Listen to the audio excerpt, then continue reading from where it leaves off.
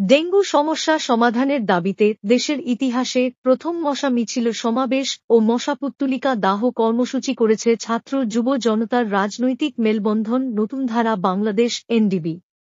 শুক্রবার জাতীয় প্রেসক্লাবের সামনে অনুষ্ঠিত এ কর্মসূচিতে সভাপতিত্ব করেন নতুনধারার রাজনীতির প্রবর্তক কলামিস্ট মমিন মেহেদী।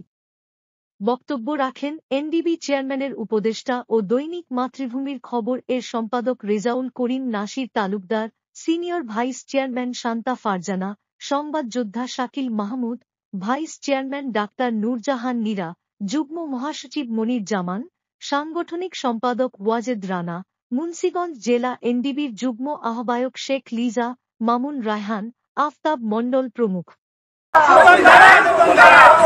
এজন্য ওরা আমাদেরকে সাগরের দেশের মানুষ এরিস মাসের কামড়ে অস্থির হয়ে যায়। আপনাদেরকে আজকে